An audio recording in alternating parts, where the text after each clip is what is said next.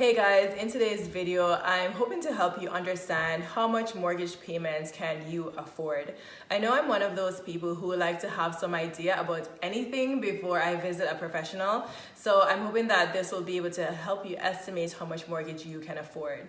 So when you visit a lender, they use two calculations to assess this, and those two calculations are your gross debt service ratio and your total debt service ratio, otherwise known as your GDS and TDS. So in terms of your gross debt service, the bank says only 39% of your income should go towards your monthly housing costs. That includes your mortgage payment, property taxes, your heating costs, and if you're purchasing a condo, they take into account 50% of your condo fee.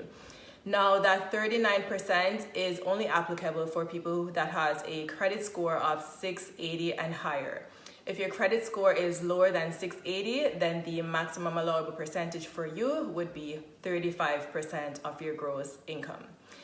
Now, your total debt service ratio, the bank allows a maximum amount of 44%. Again, if your credit score is 680 and higher.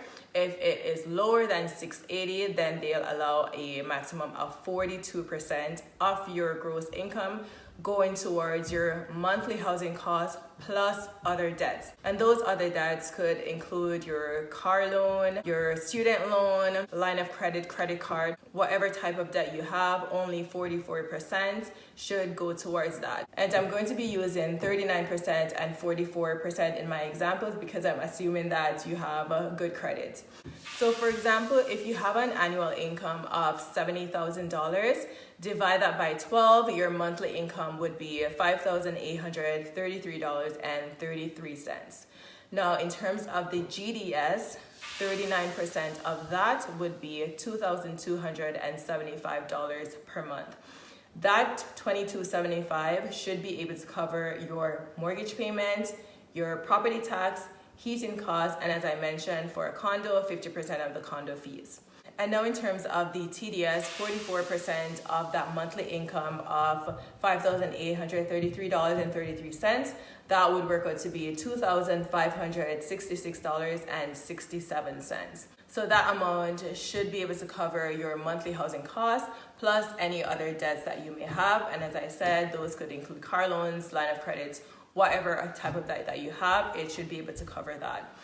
Once you go over that percent, then you either need to look for a cheaper home or come up with some more down payment. Now the GDS and TDS works in parallel. So for example, you went out there, you find an awesome property and you are under the 39% for your GDS. But for the TDS, you are over that 44%. As I mentioned, either you need to pay off that debt or come up with a more down payment or look for a cheaper property. So that's how the calculation works for you in terms of figuring out how much mortgage you can afford. I'll be showing you an example on an app. I'm going to use a purchase price for a property of $450,000, and then we'll see how much mortgage payment that will be and how that sort of works together with the other expenses that you may have. So using $450,000 as our house price with a down payment of $50,000, assuming our interest rate is 2.85 over 25 years amortization period, or monthly mortgage payment would work out to be $1,920.06. Now remember, our GDS, the 39% of our monthly income was $2,275, and our TDS, 44%, was $2,566.67.